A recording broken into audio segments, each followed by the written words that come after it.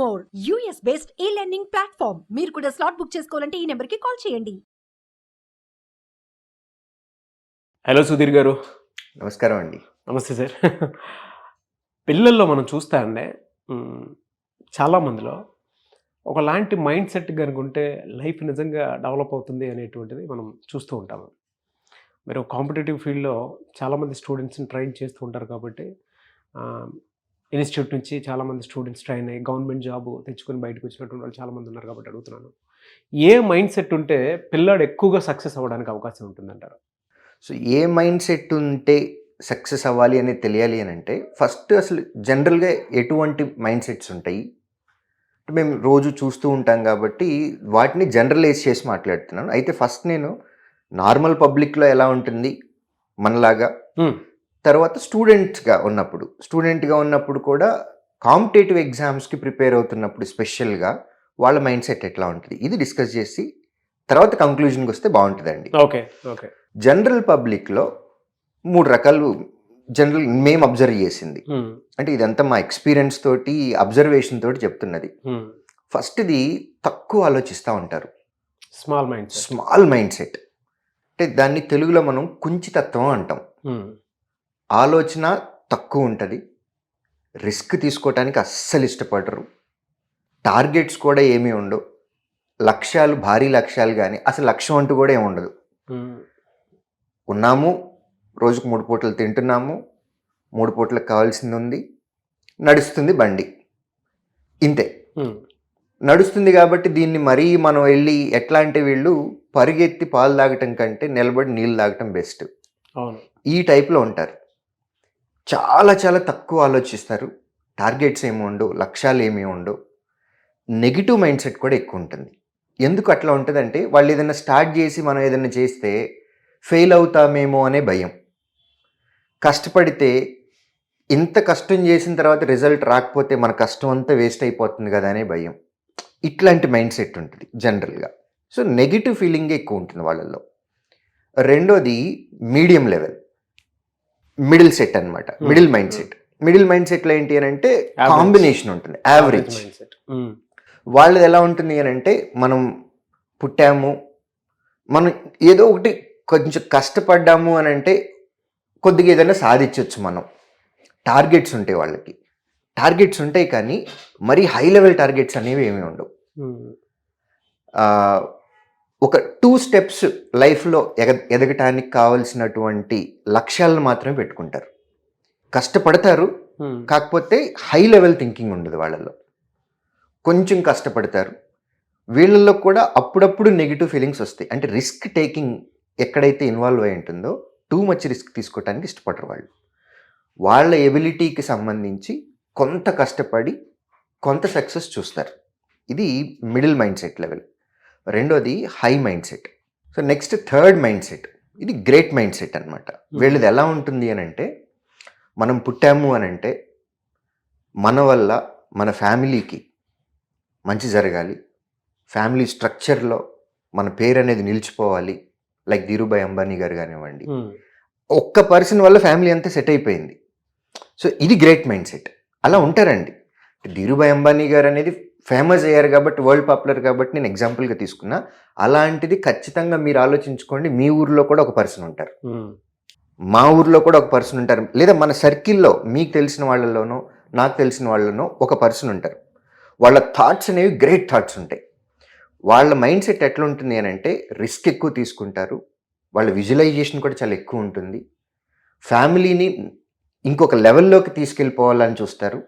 వీళ్ళ వల్ల సొసైటీకి, వాళ్ళ ఫ్యామిలీకి, వాళ్ళ ఊరికి, ఆయనతో ఉన్నటువంటి రిలేటివ్స్కి, వీళ్ళందరికీ ఏదో ఒక మంచి చేయాలి అనే కష్టపడే తత్వం ఎక్కువ ఉంటుంది, టార్గెట్స్ ఎక్కువ ఉంటాయి, గోల్స్ ఎక్కువ ఉంటాయి, ఆలోచన పరిధి కూడా చాలా ఎక్కువ ఉంటుంది. ఇది జనరల్ పబ్లిక్లో ఉండేది. ఇప్పుడు మనం కాంపిటేటివ్ ఫీల్డ్లోకి వచ్చినట్లయితే స్టూడెంట్స్కి, ఇది ఇప్పుడు వరకు మాట్లాడుకున్నది నార్మల్ పబ్లిక్. ఇప్పుడు స్టూడెంట్స్ గురించి మాట్లాడినట్లయితే స్టూడెంట్స్లో కూడా మేము 3 రకాలుగా అబ్జర్వ్ చేస్తామండి. ఒకటి, ఫస్ట్ కేటగిరీ ఏంటి అని అంటే వాళ్ళది సెల్ఫ్ మేడ్లో ఉంటారు, ఎక్స్ప్లోర్ చేసుకునే ప్రాసెస్లో ఉంటారు. అంటే వాళ్ళకి ఏంటి అని అంటే వాళ్ళకి ఏం తెలుసో వాళ్ళకి బాగా వచ్చు, వాళ్ళకి ఏం వచ్చు అనేది వాళ్ళకి తెలుసు. సో వాళ్ళకి తెలిసిన దాని మీద వాళ్ళకి మంచి కమాండ్ ఉంటుంది. క్లాస్ రూమ్లో కానివ్వండి, లేదా ఏదైనా డిస్కషన్లో కానివ్వండి, మనం ఏదైనా పెట్టుకున్నప్పుడు దే విల్ కమ్ ఫార్వర్డ్. ఎందుకంటే వాళ్ళకి ఏం తెలుసు అనేది వాళ్ళకి బాగా ఐడియా ఉంది కాబట్టి ఆ టాపిక్ మీద గనక ఏదైనా సబ్జెక్ట్ డిస్కషన్ వచ్చినా ఇమ్మీడియట్గా ఇన్వాల్వ్ అయిపోతారు. వాళ్ళకి తెలిసింది బలంగా చెప్తారు, కాన్ఫిడెంట్గా ఉంటారు. ఇది ఒక కేటగిరీ. సెకండ్ కేటగిరీ స్టూడెంట్స్లో ఉండేది కాంపిటేటివ్ మైండ్ సెట్ ఉంటుంది. కాంపిటేటివ్ మైండ్ సెట్లో వాళ్ళకి ఏమి వచ్చో అంటే వాళ్ళ స్ట్రాంగ్ పాయింట్ ఏంటో వాళ్ళకి తెలుసు, అట్ ది సేమ్ టైం వాళ్ళ నెగిటివ్ పాయింట్ ఏంటో కూడా వాళ్ళకి తెలుసు. సో స్ట్రాంగ్ పాయింట్ మీద డిస్కషన్ వచ్చినప్పుడు వాళ్ళు దాన్ని పక్కన వాళ్ళకి ఎక్స్ప్లెయిన్ చేయడానికి ట్రై చేస్తారు.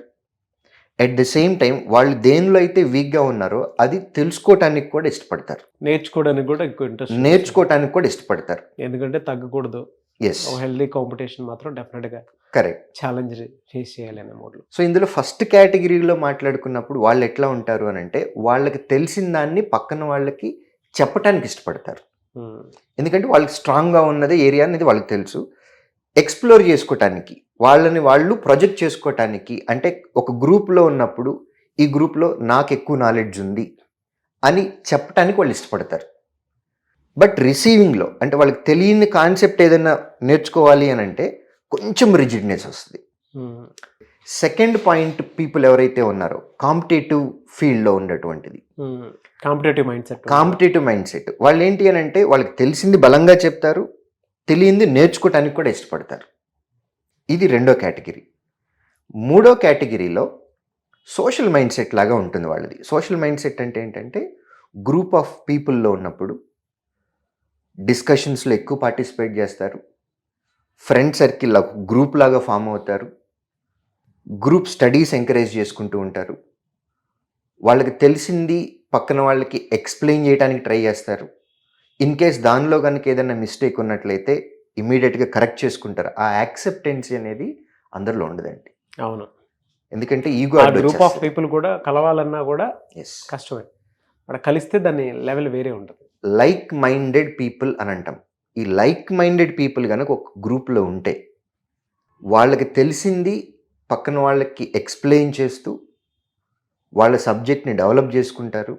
సబ్జెక్ట్ అనే కాదు, ఈవెన్ మన రెగ్యులర్ లైఫ్లో మనం బిహేవియర్ కానివ్వండి, సబ్జెక్ట్ ఒక్కటనే కాదు అన్ని ఆస్పెక్ట్స్ డిస్కస్ చేసుకుంటారు.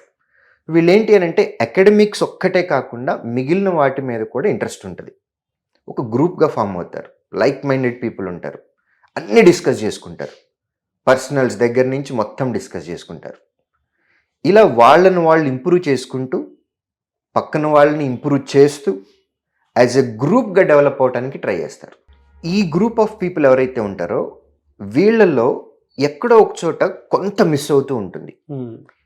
యాజ్ ఏ టీచర్గా కానివ్వండి, వెల్విషర్గా కానివ్వండి, యాజ్ ఏ గైడ్గా కానివ్వండి, మన డ్యూటీ ఏంటి అని అంటే వాళ్ళు ఎక్కడ మిస్ అవుతున్నారు, ఎక్కడ తప్పు చేస్తున్నారు, వాళ్ళ గ్రూప్లో ఏంటి లాగింగ్ అనేది ఐడెంటిఫై చేసి వాళ్ళని కరెక్ట్గా రైట్ పాత్లో కనుక మనం గైడ్ చేస్తే, వాళ్ళని కనుక డ్రైవ్ చేస్తే గ్రూప్ మొత్తానికి సక్సెస్ అనేది వస్తుందండి. ఆ సక్సెస్ ఎలా వస్తుంది అని అంటే అందరికీ ఒకేసారి వస్తుంది, ప్లస్ ది బెస్ట్ వస్తుంది.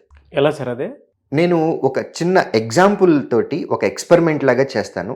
ఓకే, ఇది జస్ట్ ఎక్స్పెరిమెంట్ కాదు, ఇది జనరల్గా మనకు జరిగేటటువంటిది. ఇప్పుడు నేను ఏదైతే ఎక్స్ప్లెయిన్ చేశానో గ్రూప్లో అన్నీ ఉంటాయండి, అన్నీ ఉంటాయి, కానీ ఐదో తనం మిస్ అయింది అన్నట్టుగా అన్నీ ఉంటాయి, ఏదో ఒక చిన్నది మిస్ అవుతూ ఉంటుంది.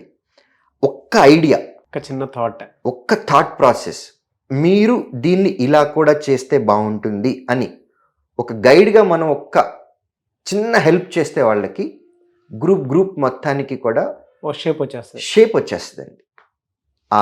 ఎలా వస్తుంది అనేది సైంటిఫిక్గా కూడా మనం ఒక చిన్న ఎక్స్పెరిమెంట్ ద్వారా మనం చేసి ఎక్స్ప్లెయిన్ చేయొచ్చు. Sure sir.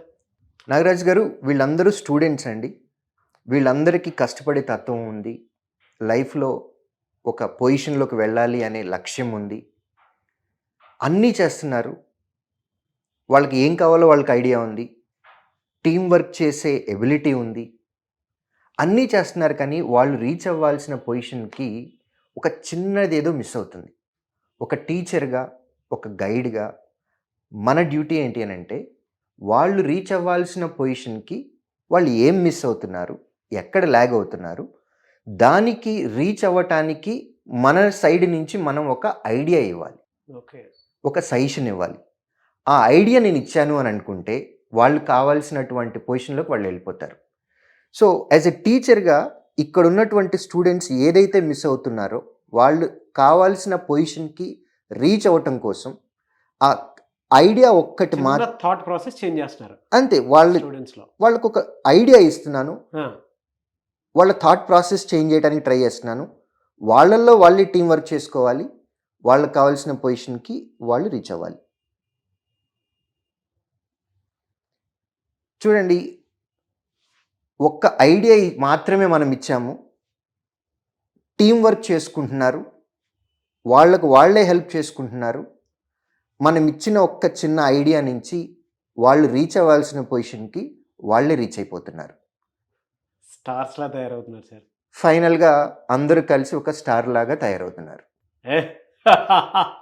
సో స్టూడెంట్స్లో ఆ ఎబిలిటీ ఉంది.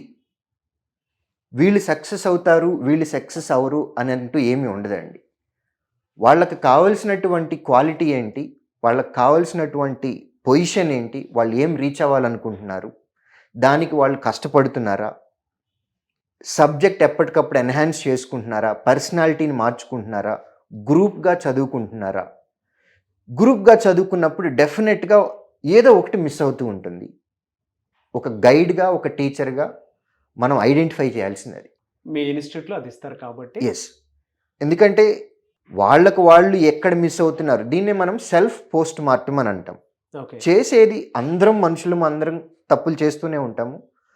మనం చేసిన తప్పేంటో తెలుసుకోవాలి, ఫస్ట్ దాన్ని యాక్సెప్ట్ చేయాలి, దానిలో నుంచి బయటికి రావటానికి మనం ప్రయత్నించాలి. సో వాళ్ళకు వాళ్ళు చదువుకునే దానికంటే ఒక టీచర్ దగ్గరికి వచ్చినప్పుడు, ఒక కోచింగ్ సెంటర్ దగ్గరికి వచ్చినప్పుడు మేము వాటిని ఐడెంటిఫై చేస్తాం మా ఎక్స్పర్టైజ్ ద్వారా. ఎక్స్పీరియన్స్ వేరు, ఎక్స్పర్టైజ్ వేరు. ఎక్స్పర్టైజ్ ద్వారా ఐడెంటిఫై చేసి వాళ్ళు ఏం మిస్ అవుతున్నారో అది వాళ్ళకి ఇగ్నైట్ చేస్తున్నాం. వాళ్ళల్లో వాళ్ళ స్ట్రెంగ్త్ని బట్టే టీం వర్క్ చేసుకొని వాళ్ళకి కావాల్సిన పొజిషన్కి వాళ్ళు రీచ్ అయిపోతారు. సో నాగరాజ్ గారు, స్టూడెంట్స్ కోచింగ్ సెంటర్కి వచ్చినప్పుడు ఎబిలిటీని బట్టి వీళ్ళకి ఉద్యోగం వస్తుంది, వీళ్ళకి ఉద్యోగం రాదు అని అయితే ఏం చెప్పలేమండి. అందరికీ అంటే ఉద్యోగం తెచ్చుకునేటటువంటి క్యాపబిలిటీ, ఆ స్కిల్ సెట్ ఉంటుంది. కాకపోతే యాజ్ ఎ టీచర్గా మనం వాళ్ళని రైట్ పాత్లో డ్రైవ్ చేయాలి. వాళ్ళ స్కిల్ సెట్ని బట్టి వాళ్ళు ఎక్కడ ఏది మిస్ అవుతున్నారో కోచింగ్ సెంటర్లో యాజ్ ఎ టీచర్గా మేము అది ఇస్తున్నాము. కాబట్టే వీళ్ళందరూ స్టార్స్ లాగా బయటకు వస్తున్నారు. Sridhar CCE is result super star.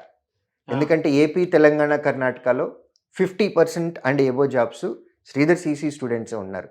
దేనికి రీజన్ అని అంటే ఇదే.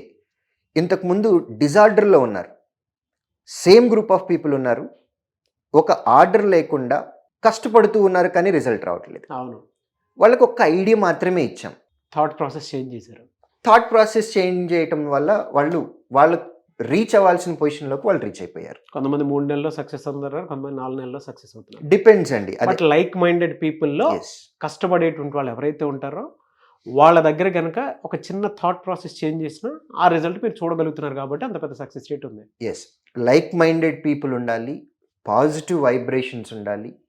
పక్కన వాళ్ళు లో ఫీల్ అవుతున్నప్పుడు మిగిలిన టీం మెంబర్స్ వాళ్ళని ఎంకరేజ్ చేస్తూ యాజ్ ఎ టీమ్ వర్క్ తోటి అందరూ సక్సెస్ అనేది చూడాలి. సో అందుకనే లైక్ మైండెడ్ పీపుల్ తోటి ఫ్రెండ్షిప్ అనేది, గ్రూప్ స్టడీస్ అనేది చాలా చాలా important. Fantastic knowledge sir.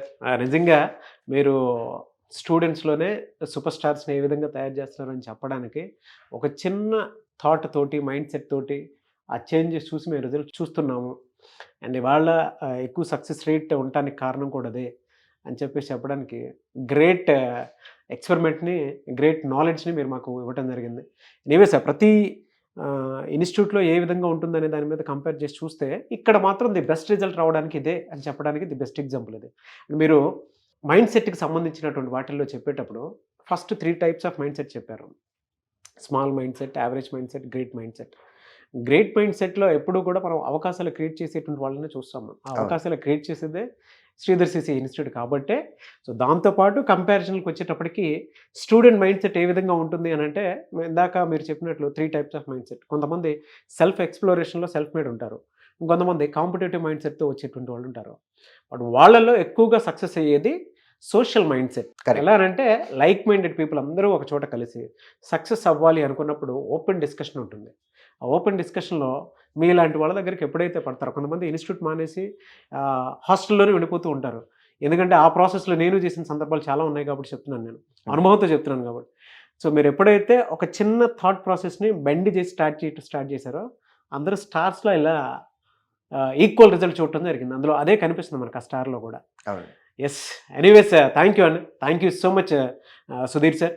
So చాలామంది మిమ్మల్ని అప్రోచ్ అవుదాం అనుకున్నటువంటి వాళ్ళు ఉంటారు ఇన్స్టిట్యూట్ తరపున. కొంతమంది 3 monthsలోనో 4 monthsలోనో ఇలానే థాట్ ప్రాసెస్ చేంజ్ చేసి గవర్నమెంట్ జాబ్ తోటి బయటికి వెళ్దాం అనుకున్నటువంటి వాళ్ళు ఉంటారు. మిమ్మల్ని అప్రోచ్ అవ్వాలంటే ప్రాసెస్ ఏంటి? స్క్రీన్ మీద ఉన్నటువంటి నంబర్ని సంప్రదించడం ద్వారా మమ్మల్ని రీచ్ అవ్వచ్చండి.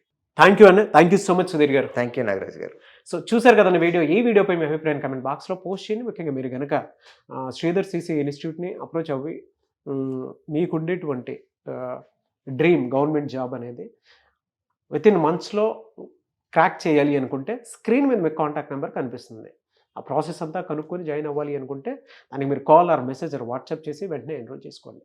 ఈ వీడియో లైక్ చేయండి, షేర్ మాత్రం తప్పకుండా చేయండి. ఇలాంటి మరిన్ని వీడియోస్ కోసం మా ఛానల్ ఫాలో అవ్వండి. Thank you.